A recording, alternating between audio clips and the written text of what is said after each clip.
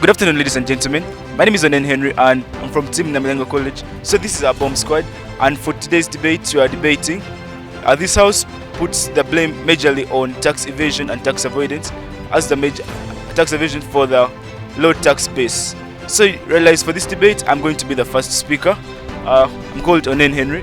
Jordan Wampamba is going to be our second speaker. Namanya Solomon is our third speaker, and Okalebo Joel Caesar is going to be our fourth speaker. My name is Avoidance Evasion and I come from Brighton Junior School. Brighton Junior School. Welcome to the show, Brighton Junior School. My name is and I'm from Brighton Junior School. Brighton Junior School, welcome to the show. So in today's debate particularly, we are going to sort of create a whole bit of knowledge about how tax evasion works and how tax avoidance works. Then on the top of that, we have to show why these particular problems sort of exist in status quo, why they exist and what causes them to be there, like what gives them space to exist. House rules. Each speaker has 5 minutes. The first and last minutes are protected. The judge will ring a bell to signal the protected time. The bell will ring continuously after 5 minutes.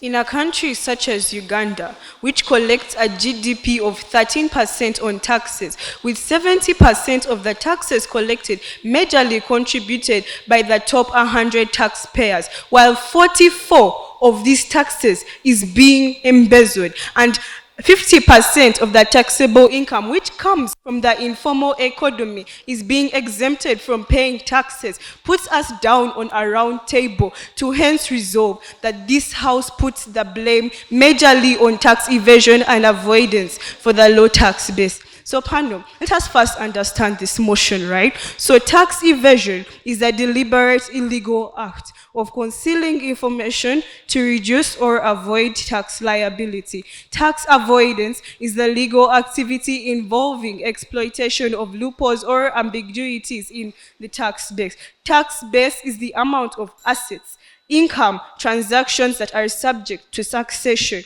in a country. Now panel, this motion is clearly telling us to debate about, it is clearly telling us that this house puts the blame on the illegal act of concealing information to reduce tax liability, or the illegal activity involving exploitation of loopholes or ambiguity. When we are blaming this majorly, allow me emphasize the word majorly, to the low tax base in Uganda. Now we as Timber farmers are going to be using our parameters as the working class in Uganda, because according to URA, a person who is liable to taxation is someone who receives payment from which taxes are supposed to be collected out of. And we have divided the working class into two, the informal economy and formal economy. Now note that the informal economy contributes 80% of the working class in Uganda, of which the formal economy also contributes only 20% of the working class. And as I stated earlier before, the informal economy is exempted from paying tax in Uganda, which is a form of tax avoidance. But this will be furthermore explained as my speech continues. Now, we also notice forms of tax evasion, which is corruption. Now, under corruption, we see that there are only specific types of corruption that actually happen here, right? And there are types of corruption that we are going to be basing on. Now, this is falsifying of records and profit shifting. Now, we see that profit shifting has reduced the GDP of Uganda's taxation collection from 1.5 to 2.5% annually. But remember that Uganda's GDP of tax collection is already low. Now, forms of tax avoidance is hiding of assets and underreporting of the taxes. Now, we as Timber farmers are seeing that the tax evasion in Uganda and the tax avoidance in Uganda majorly, we mean that this is the biggest cause for the low tax base. This is the biggest cause that is supposed to be blamed. We acknowledge that there are other causes, but we are majorly basing on tax evasion and tax avoidance. Now, this has led to reduced revenue. Now, how? Remember that 40% of this taxable income is it is being embezzled, right? And then also we acknowledge that the tax gap due to tax evasion POI, and Honorable. tax accountability, due to protected time, the tax gap due to tax evasion and tax avoidance is 50%. Now remember, Uganda already collects a very low base of tax because they only tax the formal economy. And the rest of my points, which is inequality in the tax, be explained by my second speaker. Proud to affirm.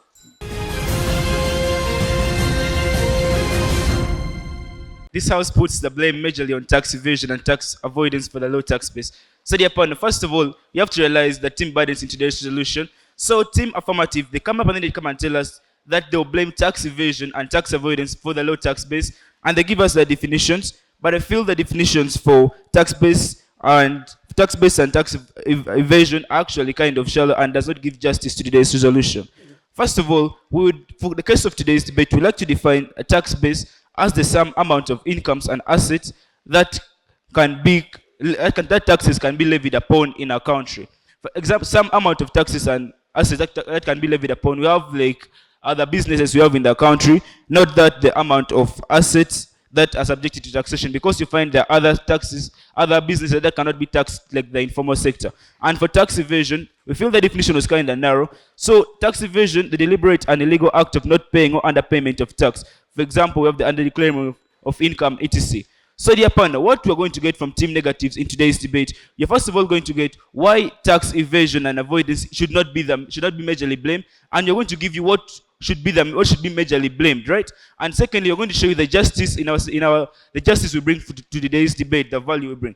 So what does blaming majorly mean? So because of the underlying impact of something being in existence is felt there, you get to blame something because the underlying impact of it being in existence is felt directly on people's lives. For example, when we have weak policies in the country, the government, people actually dodge taxes, whereby they have low taxes being collected, and this hinders social service activities, and we have low standards of living among the people. So we as team negative, we would actually blame the weak legal tax framework of the countries. Realize that when we have the ineffective tax administration, we got a weak legal tax framework, for example, through ineffective tax administration.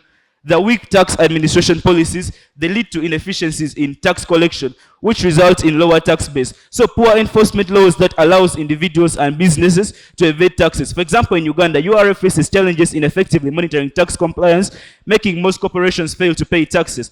A 2019 report by International Monetary Fund indicates that Uganda's tax to GDP ratio was around 13%, significantly lower than the average for sub-Saharan African countries, which stands at 18%, indicating substantive losses due to ineffective tax administration.